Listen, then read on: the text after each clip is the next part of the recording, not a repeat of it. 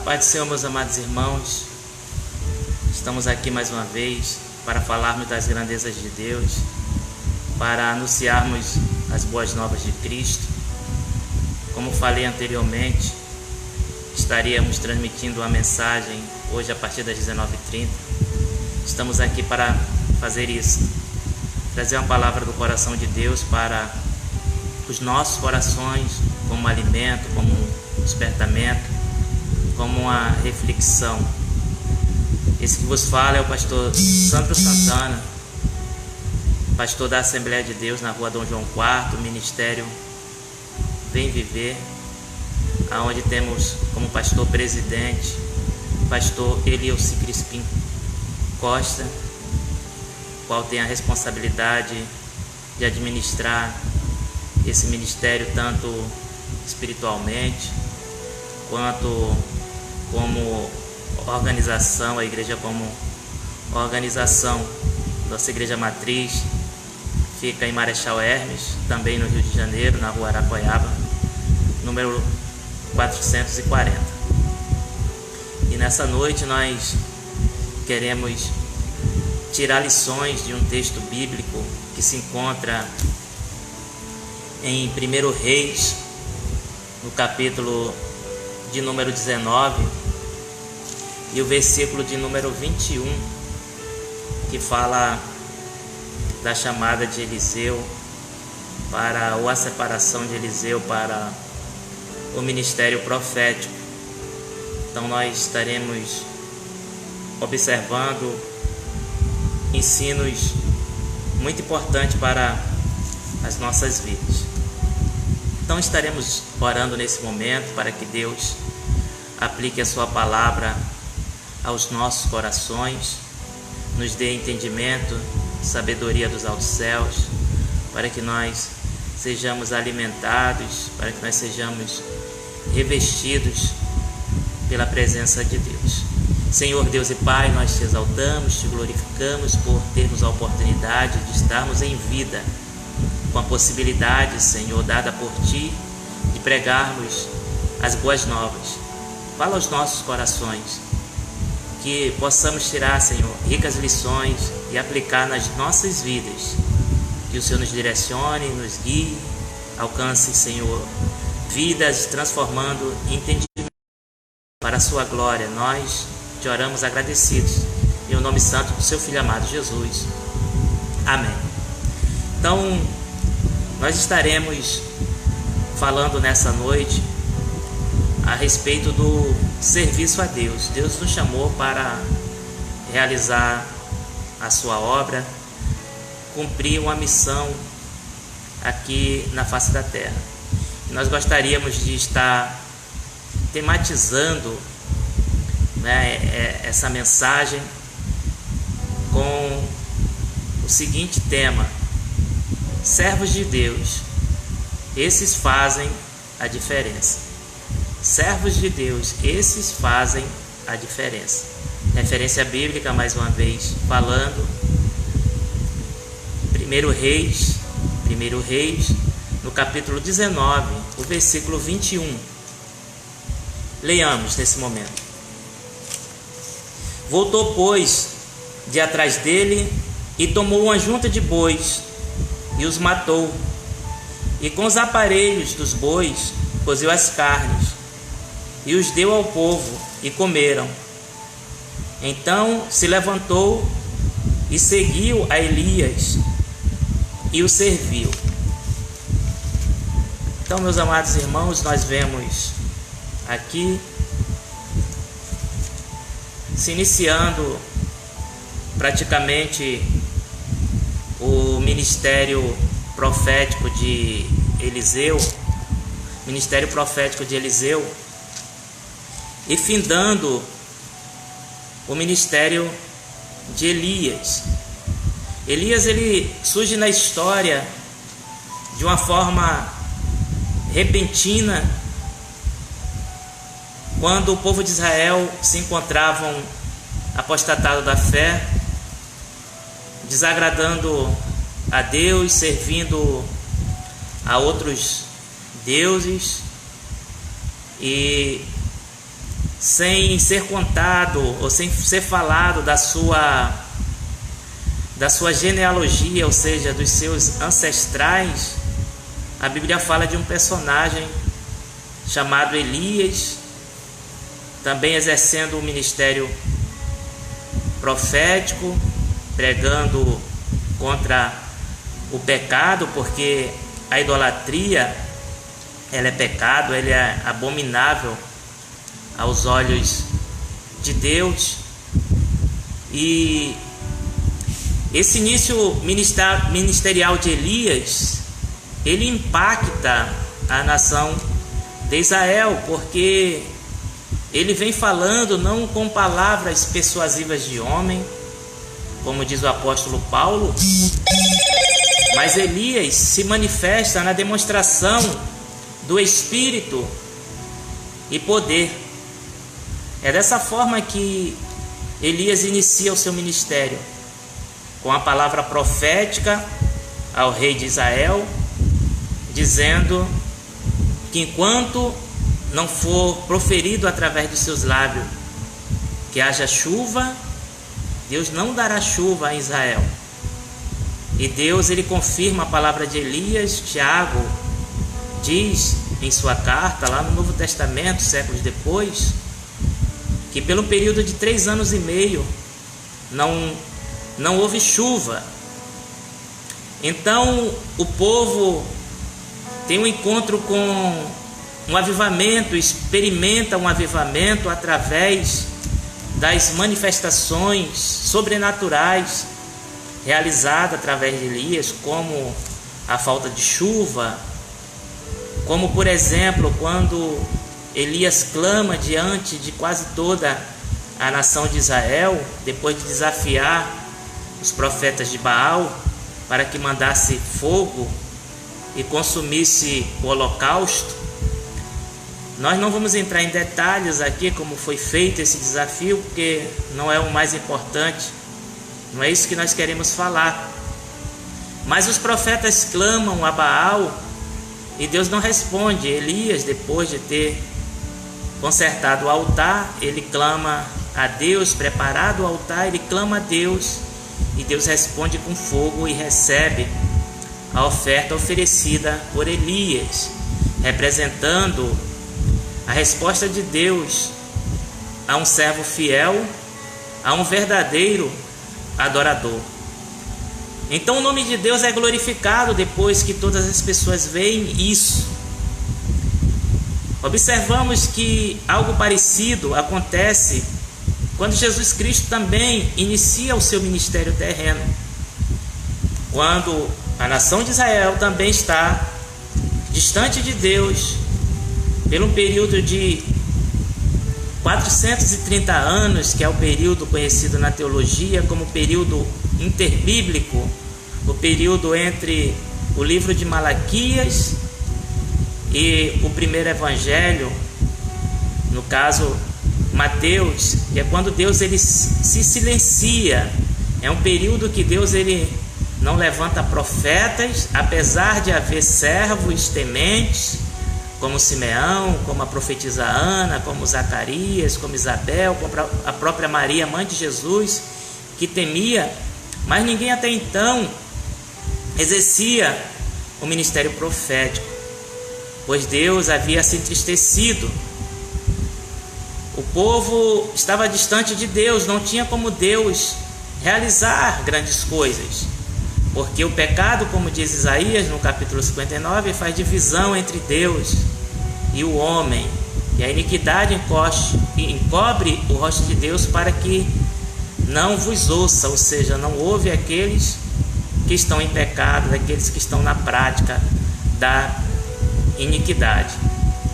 Então surge Jesus, impactando também a nação de Israel com seus sinais, milagres, com prodígios. Da mesma forma que o povo glorifica a Deus dizendo só o Senhor é Deus, quando Elias clama a Deus e Deus responde com fogo, quando Jesus opera milagres, as pessoas vêm dizendo, algumas delas, que Jesus é o Filho de Deus, hosanas nas alturas, né? E paz na terra. E eles começam a se alegrar, porque afinal de contas a glória de Deus está se manifestando. Quando a glória de Deus se manifesta, a humanidade ela é impactada por esse poder. Por isso a necessidade da igreja receber o poder, a virtude do Espírito Santo, que Jesus Cristo prometeu após, ou no momento, ou momentos, melhor dizendo, antes da sua ascensão, que derramaria sobre o seu povo. Porque se a glória de Deus não for manifestada, se o Espírito Santo de Deus ele não atuar, a humanidade ela morre e permanece morta espiritualmente. Por isso a necessidade de Jesus Cristo subir e o Consolador ser enviado, pois esse Consolador teria o compromisso de convencer o mundo do pecado, da justiça e do juízo.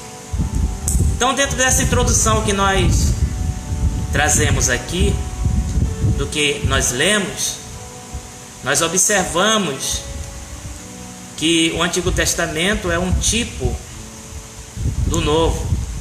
A nação de Israel, ela é a figura, em algumas partes bíblicas, da igreja que iria nascer após a morte do Senhor e Salvador Jesus Cristo.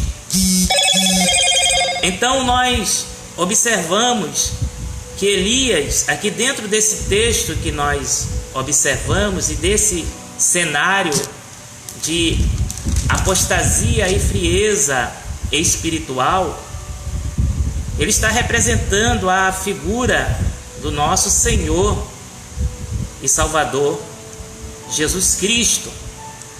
Nós observamos que Elias ele cumpre o papel a qual Deus confiou a ele, mesmo em meio a dificuldades, mesmo em meio a perseguições, mesmo em meio a afrontas.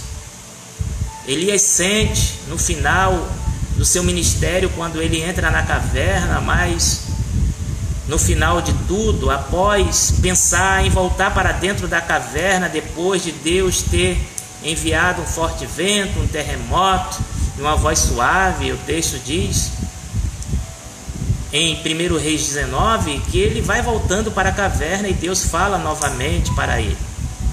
Aí representa o final do ministério de Elias, a mesma coisa que aconteceu com Cristo, falando de Cristo como homem. Já findando o seu ministério terreno, todos nós vemos que ele também subiu o monte.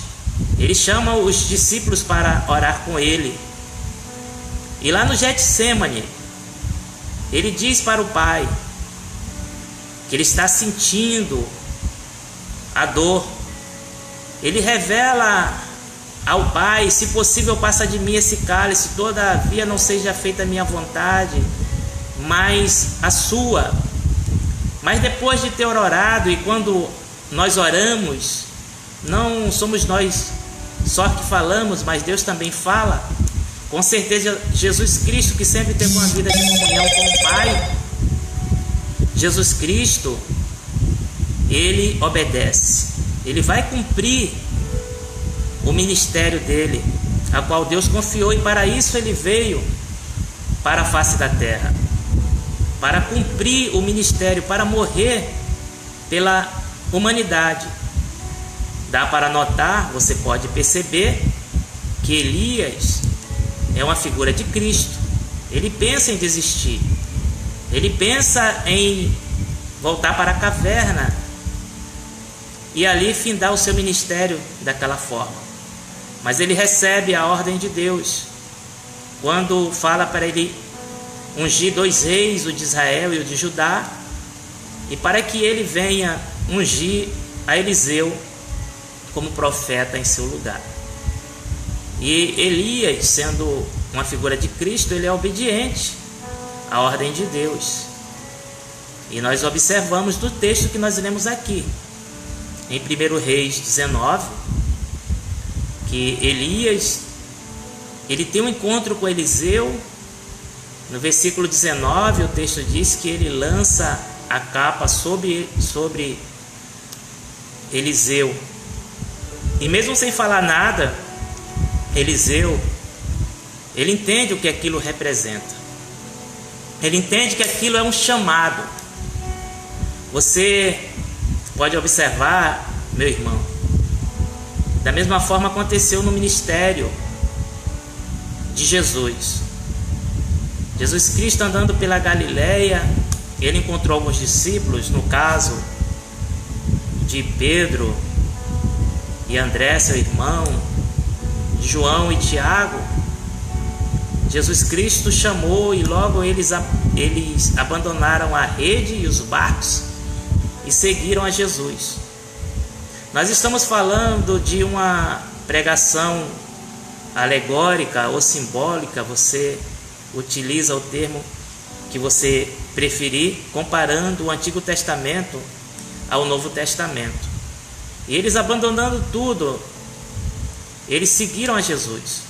Nós lemos no texto só o versículo 21, mas se você observar a partir do 19, quando é lançado essa capa sobre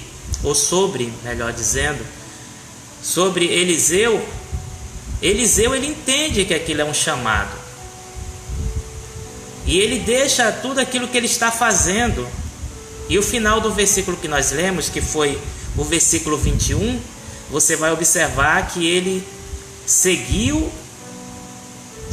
está escrito isso nas últimas partes do texto, do versículo 21. Seguiu a Elias e servia-o. A mesma coisa que os discípulos fizeram após o chamado de Cristo. E é interessante que, da mesma forma que os discípulos que se tornam apóstolos mais à frente, eles caminharam com Jesus num período de 3 anos, mais ou menos. Assim como Eliseu também. A partir daquele momento que Eliseu foi chamado e seguiu a Jesus e Eliseu servia a Elias, melhor dizendo, ele nunca mais abandonou. Ele esteve todo o período ministerial profético de Elias ao seu lado. Nós observamos que mais à frente, a gente vai falar disso, Elias até falou: você sabe que eu serei tomado hoje, fica aqui, pois eu vou para Betel. E Eliseu: não, para onde tu fores eu irei, eu quero estar perto de ti. Quando nós temos um real encontro com Jesus Cristo, nada pode nos separar do seu amor. Mas interessante é que Eliseu, ele segue a Elias com um propósito. E o propósito nós vemos dentro do próprio versículo 21 de 1 Reis 19. No propósito de servir.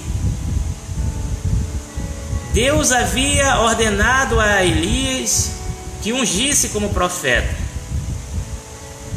Eliseu é chamado, mas ele segue no propósito de servir.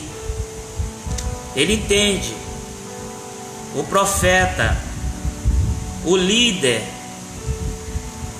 é Elias. Eu sou servo.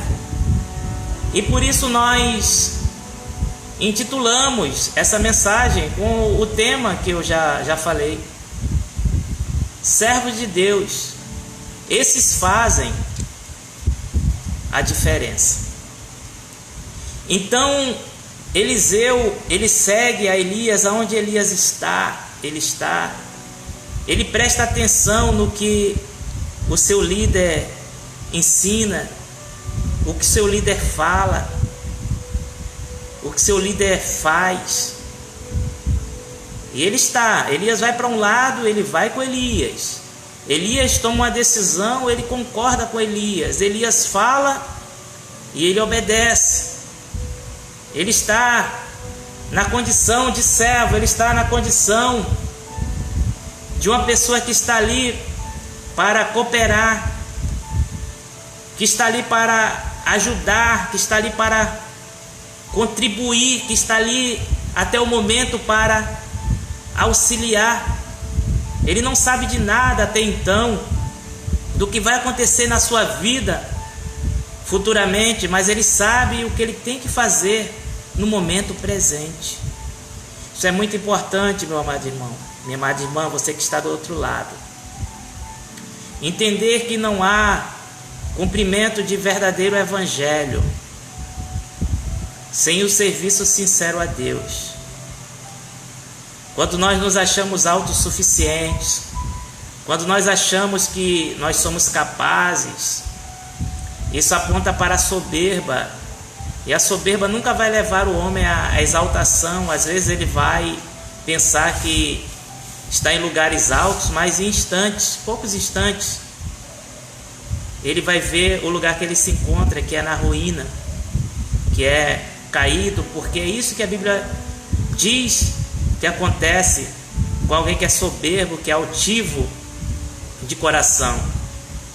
Eliseu, melhor dizendo, sabia o que ele representava. Ele está iniciando uma chamada. E o início da sua chamada é simplesmente obedecer, é simplesmente servir.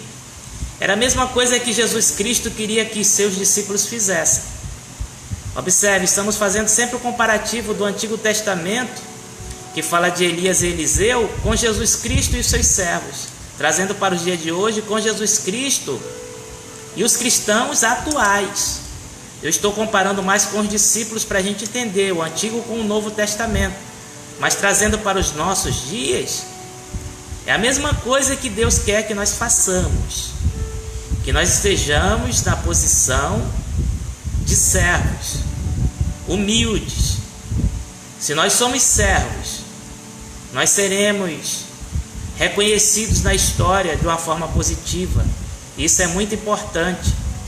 Um cristão ser reconhecido futuramente, ainda que ele não esteja mais aqui na face da terra, ou por um lugar que ele passou, ele deixa um legado positivo. Ele seja elogiado, mesmo sem saber, pelas pessoas que conviveram com ele um dia. É isso que acontece com o servo de Deus. É por isso que hoje nós estamos falando de dois servos que marcaram a história, Elias e Eliseu. Então, Eliseu, ele entende a sua posição. Ele entende que ele é um iniciante. Ele entende que tem muito que aprender. Tem muitas pessoas hoje que até têm um chamado, mas estão apressados. A pessoa começa a fazer 2 meses de seminário, já acha que sabe mais do que o pastor. Ele está cursando ou cursou a teologia, ele acha ou ela que estão certos e os seus líderes de departamentos que estão errados. Isso é falta de humildade. Isso não é característica de servo de Deus. Eliseu está ali para auxiliar. Eliseu está ali para servir. Eliseu está ali para obedecer. Alguém que já tem currículo, alguém que já passou por prova. Eliseu não passou por nenhuma afronta. Eliseu não realizou nenhum milagre. Você observa que alguns irmãos em algumas igrejas, como a de Corinto, por exemplo, queria criticar Paulo, e Paulo simplesmente falou: o que foi que essas pessoas que estão me criticando já fizeram? Eu já fui açoitado 4 vezes, eu já sofri prisões, eu já sofri vários naufrágios, Eles padeceram o que pelo Evangelho? Ou seja, Paulo estava dizendo, eles estão querendo contar qual experiência, se ainda eles nem têm. Eles estão iniciando o ministério, eles são meninos.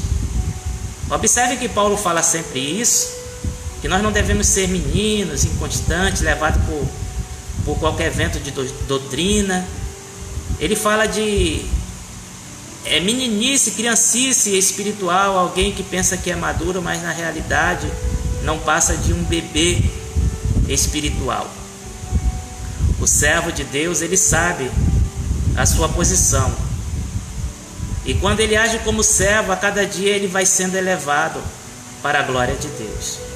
Se você parar para ler as Escrituras, você vai observar que em 2 Reis, melhor dizendo, que a gente está tratando de um livro, em 2 Reis, no capítulo 3, o texto vai dizer que o povo de Israel entra em guerra, se não me falha a memória, contra os moabitas, e o filho de Acabe, ele tenta se aliar com Josafá. Josafá é um rei temente a Deus, e resumindo a história, ele pergunta no momento que vai para a guerra: não existe nenhum profeta por aqui para que a gente possa consultar a Deus antes de nós sairmos para a guerra? E alguns dos servos que estão ali observam e dizem assim: ah, sim, há um servo aqui nas proximidades, há um profeta, sim. O nome dele é Eliseu, aquele que deitava água nas mãos de Elias. Observe bem, antes de Eliseu ser reconhecido como alguém que operou 14 milagres, o dobro do milagre, ou dos milagres que Elias realizou, ele era reconhecido como alguém que deitava água na mão de outra pessoa. Ele era reconhecido como isso, aquele que anda com Elias, e quando Elias precisa, ele lava as mãos de Elias. Eliseu vai ser reconhecido como um grande homem de Deus, como um grande servo, como um grande profeta, depois que ele serve a Elias, depois que ele mostra que ele é uma pessoa humilde. Observe que a mesma coisa aconteceu com Davi.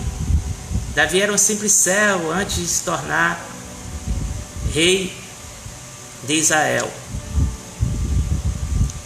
Então, de uma forma simples para a gente entender, comparando o Antigo com o Novo Testamento, nós observamos que Deus sempre conta com servos, tanto no Antigo quanto no Novo Testamento.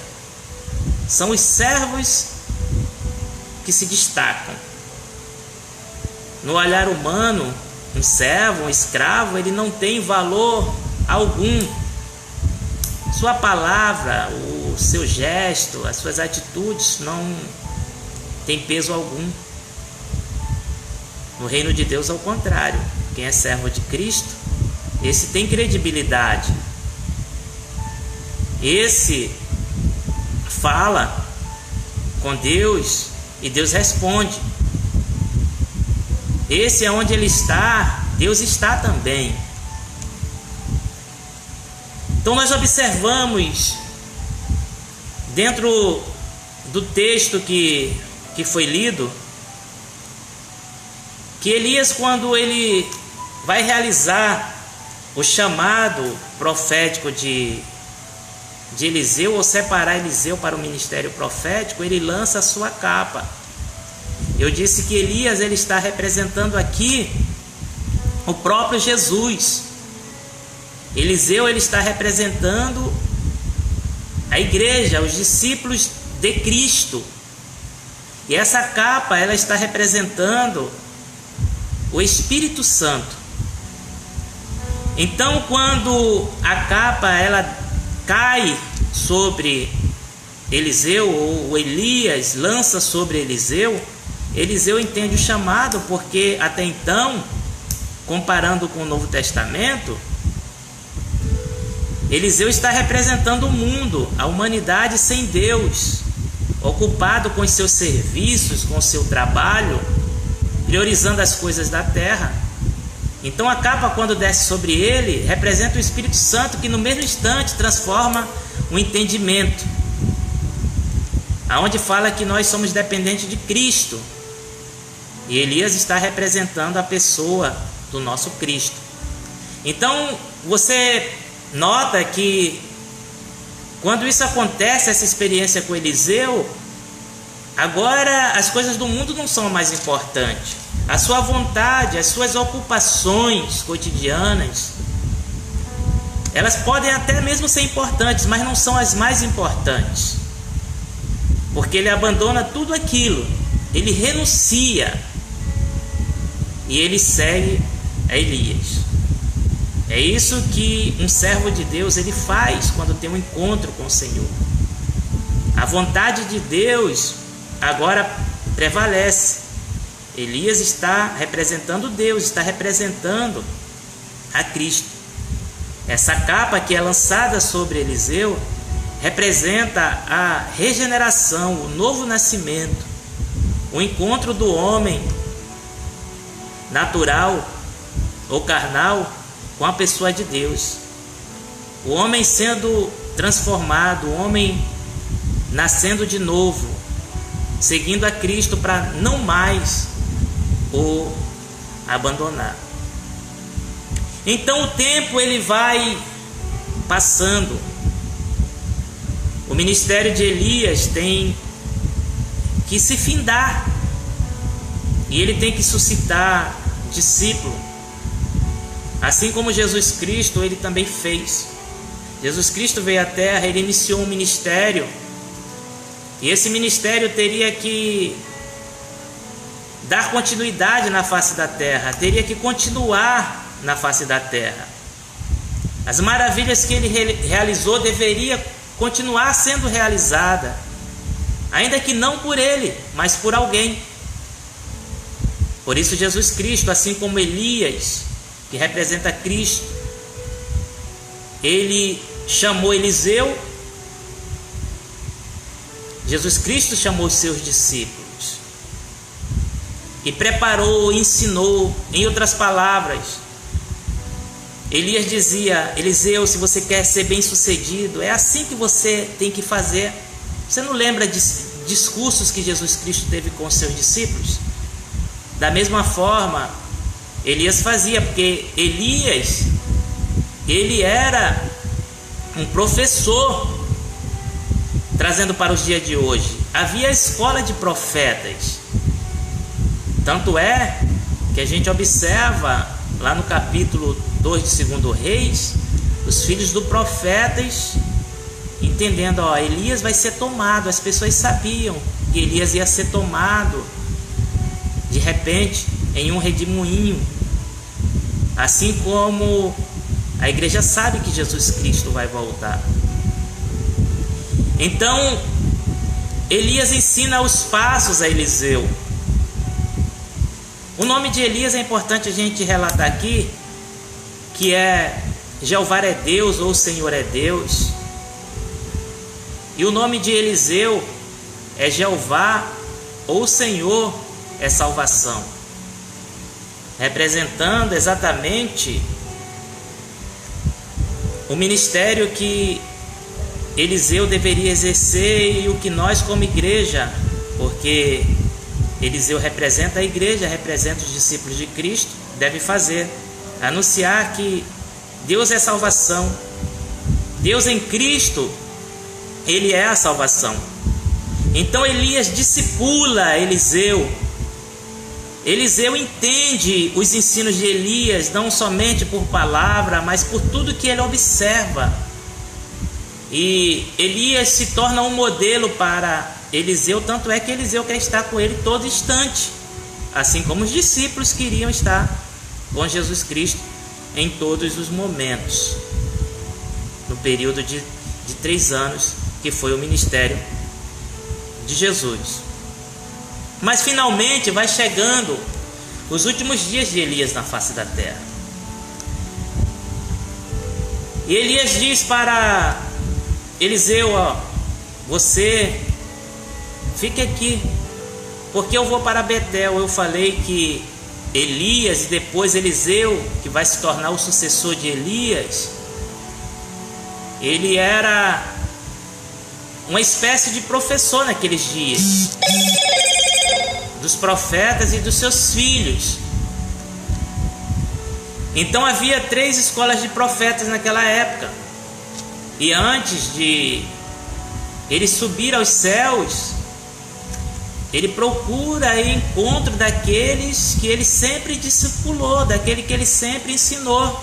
Mesma coisa que Jesus Cristo realizou no seu ministério terreno. Ele gostava de estar perto das pessoas, discipulando, falando das coisas que diz respeito ao reino. E ele diz para Eliseu: Eliseu, eu vou para Betel, fique aqui. Eliseu fala: não, eu não estarei distante de ti. Isso eu estou falando nas minhas palavras. Eu estarei com você aonde você estiver. Eu estou ou estarei. E depois ele diz: eu vou para Jericó, que é outro lugar onde estão os filhos dos profetas, talvez para reforçar alguma coisa, falar, dizer: ó, eu estou subindo e a obra de Deus é sempre assim, vai ter perseguições, luta, o inimigo vai se levantar contra, mas seja firme. Olha, eu estou aqui sendo perseguido, mas Deus me protegeu até então. Deus sempre esteve comigo, Deus me honrou porque eu procurei ser fiel. Seja fiel até a morte. Isso é conjecturando. E Eliseu nas pisadas de Elias. Elias caminha e ele não se cansa e caminha também. E nessa caminhada ele está caminhando e ele está aprendendo ao mesmo instante com as atitudes de Elias. E Elias fala: agora fica aqui, não está cansado de andar comigo não? Você não cansou? Já caminhamos muito. Isso conjecturando também. Ele: não. Como é que a gente pode se cansar diante daquele que renova as nossas forças? Porque Elias, ele representa Jesus, daquele que realiza o milagre quando o pão falta. Ele tem o poder de fazer aparecer algo que não existe. Ele tem o poder de multiplicar. Não, eu não vou cansar de estar com você. Você vai para o Jordão, eu também irei. E a palavra do Senhor nos diz que Elias, ele caminhando com Eliseu, ele faz a pergunta: pede alguma coisa antes que eu suba, antes que eu seja tomado. E Eliseu, sem pensar 2 vezes, ele entende que Elias realizou tudo aquilo, que Elias foi bem sucedido até aquele momento, porque Elias era guiado e tinha sobre ele algo que era maior do que ele, que era o Espírito Santo. Ele falou: te peço a porção dobrada do teu Espírito. E Elias falou: é difícil, você pediu, é difícil, mas não é impossível. Se você vê, quando eu for tomado, você receberá isso. Isso será importante para o cumprimento do seu ministério. Seu ministério vai ser bem sucedido se você conseguir receber isso. Se você receber isso que você está pedindo, isso que você quer, se você acreditar que você pode receber, que você pode ver, que você pode experimentar isso, você cumprirá o seu ministério de uma forma bem sucedida também. E Elias foi tomado e o texto diz que a capa de Elias caiu. A própria capa que Elias no princípio lançou sobre Eliseu, e Eliseu entendeu o chamado sem Elias falar nada, que eu já disse, que representa a regeneração e o encontro pessoal com Jesus que Elias está representando naquele momento. E Elias, antes de ir para o Jordão, ele lança aquela mesma capa, porque milagres não acontecem sem a presença do Espírito Santo, porque só quem realiza milagre é Deus. E Elias lançou a capa sobre as águas e o rio Jordão se abriu. E ele passou com Eliseu, e depois de Eliseu ter visto Elias subindo, o texto diz que a capa cai, isso representando o revestimento de poder. A mesma coisa que aconteceu com a igreja. Os discípulos receberam o Espírito como a transformação de entendimento. Quando Jesus Cristo soprou-lhe o Espírito, seu entendimento foi aberto. Isso é uma experiência. E o revestimento de poder no dia de Pentecostes foi outra experiência. Outro dia totalmente diferente. Apesar de algumas pessoas insistirem que é a mesma experiência, nós não vemos isso no Novo Testamento. Foi aberto o entendimento do que diz respeito a reino, e no dia de Pentecostes eles receberam a capacitação de poder para exercer o ministério. Você vai entender que isso, comparando o Antigo com o Novo Testamento, é a mesma coisa. A capa foi lançada sobre Eliseu, e Eliseu, ele servia a Elias, ele lançava as águas sobre as mãos de Elias, ele seguia os conselhos de Elias, mas até aquele momento ele não tinha realizado nenhum milagre. Ele só passa a realizar milagres sobrenaturais depois que a capa desce, que representa o Espírito Santo, porque Jesus Cristo falou: se eu não subir, o Consolador não virá. E quando ele vier, ele convencerá o mundo do pecado, da justiça e do juízo. Então, essa segunda capa que desce para agora permanecer sobre a vida de Elias, de Eliseu, melhor dizendo, é o revestimento de poder para a realização das obras de Deus e para cumprimento daquilo que ele acreditava, porque ele pediu algo bom. Jesus Cristo certa vez ensinou. Jesus não, Tiago, melhor dizendo, irmão de Jesus, ele disse: vocês pedem e não recebem porque vocês pedem mal. Eliseu pediu e recebeu porque ele pediu algo bom, para que o nome de Deus fosse glorificado. E observe que, comparando, a capa representa o Espírito Santo, realmente, é que Jesus Cristo, falando do Espírito Santo, ele diz assim: se vocês creem, vocês farão a mesma obra que eu fiz. Voltando a Eliseu, Eliseu falou assim: eu quero porção dobrada do seu Espírito. Em outras palavras, ele estava dizendo assim: eu quero realizar as mesmas coisas que você realizou para a glória de Deus. Eu quero realizar ainda mais, porque se você realizou 7 milagres, o nome de Deus foi glorificado. Se eu realizar o dobro disso, o nome de Deus ainda será mais glorificado. E vocês que estão vendo aí esse vídeo, vocês vão lembrar que Jesus Cristo falou: se vocês crerem, vocês farão as mesmas obras que eu fiz, e farão maiores, porque eu vou para o Pai. Quer dizer, se eu vou para o Pai, o Consolador tem que vir. Se o Consolador for, vocês realizarão milagres. As coisas serão ainda maiores. Se vocês ganhavam poucas almas, vocês podem ganhar muito mais almas sendo revestido com poder. Se vocês realizavam milagres, eu vou continuar realizando milagres, muitos mais milagres.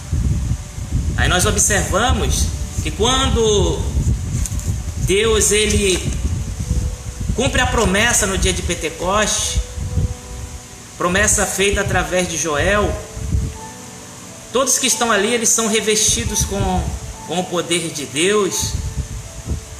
E logo em seguida um grande milagre acontece, porque nós vemos os discípulos realizando até alguns milagres de libertação. Um exemplo, quando 70 foram enviados, a gente só vê texto dizendo assim: os demônios se sujeitam. Eles estavam conversando entre eles, Jesus: não se alegre porque os espíritos se sujeitam a vocês, mas se alegre porque o vosso nome estão escritos no livro da vida. Mas nós não vemos relatos de muitas curas, essas coisas todas que Jesus Cristo realizava. Mas em seguida a ascensão de Jesus e o dia de Pentecostes, a gente vê que depois do povo de Deus ter recebido essa unção, essa capacitação de poder, essa virtude que Jesus Cristo fala em Atos 1:8, quando João e Pedro entram no templo, no capítulo 3 de Atos, tem um paralítico, e o paralítico estaria todos os dias, e Pedro e João passam, acredito que quase todos os dias, e o paralítico continua da mesma forma. Mas depois deles receberem essa virtude, o paralítico pede um dinheiro para eles, ele fala: eu não tenho prata nem ouro, mas o que eu tenho, isso eu te dou em nome de Jesus, levante e anda. E o texto diz que o paralítico no mesmo instante anda, e ele era paralítico desde o ventre da sua mãe, ele nunca tinha andado, nunca tinha dado um passo. O texto fala isso, ele tinha 40 e poucos anos, está escrito mais à frente um pouco, acho que no capítulo 4 de Atos dos Apóstolos. E aquele homem, ele anda sem nunca ter aprendido, ele corre, ele pula sem nunca ter dado um passo. E daí para frente a gente vê grandes milagres. A gente vê no primeiro discurso de Pedro, depois da cura desse paralítico, quase 3.000 almas se convertendo a Cristo, simplesmente porque eles eram servos.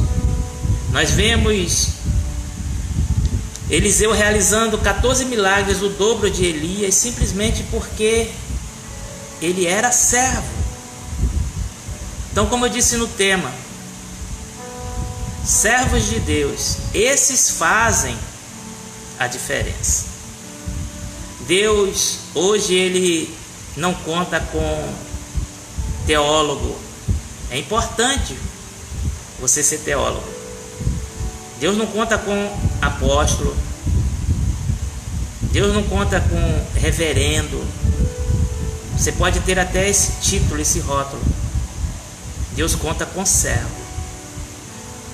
O apóstolo ele não faz a diferença, o reverendo, o teólogo ele não faz a diferença para a glória de Deus. Quem sempre fez e quem sempre fará no reino de Deus a diferença são os servos, são os humildes, porque servo ele entende que existe alguém que é seu superior, que ele é súdito, que ele é coadjuvante, que a figura principal é o seu Senhor, e no nosso caso é Jesus. Nós vemos em todo o tempo Eliseu respeitando o seu superior e não se envergonhando de lavar as suas mãos e não se envergonhando de obedecer. E a gente vê que ele, como servo, ele alcançou maior posição, assim como Jesus, que assumiu a forma de servo. Por isso ele alcançou o nome que é sobre todos os nomes, como está escrito em Filipenses. Um nome que todo joelho se dobrará e toda língua confessará que ele é o Senhor. Para finalizar, para não ficar muito extenso, é um conselho que Deus deixa para os nossos corações nessa noite. Você quer fazer a diferença? Seja servo. Obedeça. Seja dependente de Cristo. Seja obediente ao seu superior. Entenda, você pode chegar ao patamar dele, mas no seu devido tempo. É sempre assim que funciona.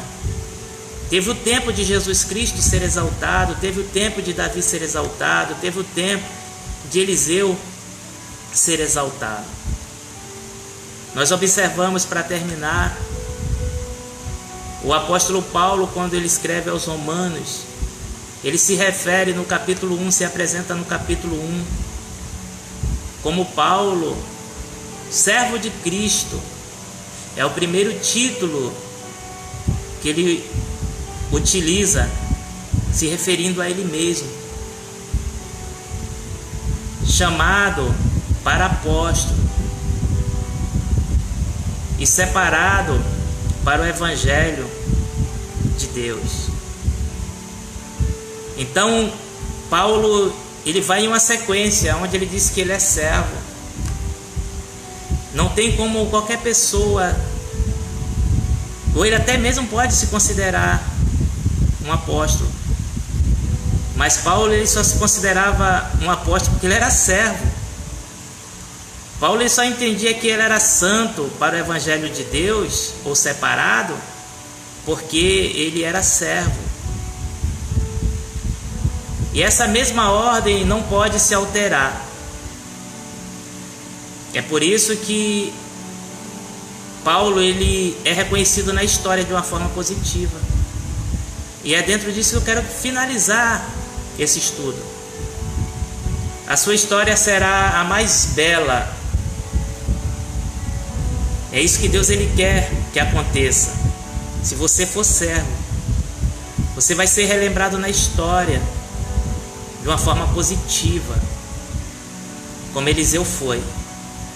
Eliseu entendeu o chamado quando a capa de Elias caiu sobre ele. E ele deixou tudo e seguiu a Elias e servia. Observamos que Jesus Cristo, em Josué, no capítulo 1, ele fala: Josué, meu servo Moisés é morto. Deus sempre se agrada dos servos. Ele dá testemunho de Moisés como seu servo. Ele diz para Satanás: tem visto meu servo Jó? Por que Jó foi exaltado? Porque ele era servo. E nós observamos que Josué, sendo servo não só de Deus, mas de Moisés, ele alcançou um lugar de exaltação, que findou a sua história de uma forma positiva. Da mesma forma, Paulo. E se a gente for ficar falando aqui, a gente vai falar 2, 3 horas de homens e mulheres de Deus que se posicionaram como servos e foram exaltados para a glória de Deus. Eles fizeram a diferença na história. Quer fazer a diferença? Seja servo. Finalizamos essa mensagem com o tema: servos de Deus, esses fazem a diferença. Que Deus em Cristo nos abençoe, que Deus em Cristo, ele possa confirmar as obras das suas mãos, e que a humildade e a dependência de Deus possa estar sempre dentro do seu entendimento. Faça a obra de Deus e no tempo oportuno Deus, ele vai te exaltar e fazer com que o nome dele seja glorificado na sua vida. Deus abençoe a ti, abençoe a sua casa. Vamos orar agradecendo ao Senhor. Ele nos permitindo, estaremos ao vivo amanhã no culto de louvor e adoração ao nosso Deus. Senhor Deus e Pai, nós te agradecemos por esse momento, por essa palavra, aonde o Senhor nos alerta, Senhor, a agir como servos, a viver e permanecer como servos de Deus, para a glória do teu santo nome, para a glória do seu Filho Jesus. Que o Senhor possa abrir o nosso entendimento e que nós sejamos cumpridores do Evangelho e não somente ouvintes. Abençoe seus lares, as famílias. Visita, Senhor, o corpo enfermo, cura. Liberta, Senhor, os familiares dessa pessoa ou essa própria pessoa, Senhor, que clama por libertação. Que as suas bênçãos e a sua paz repouse sobre esse lar. É o que nós te pedimos, te agradecemos, no nome de Jesus. Amém. Que Deus em Cristo te abençoe. E na paz do Senhor.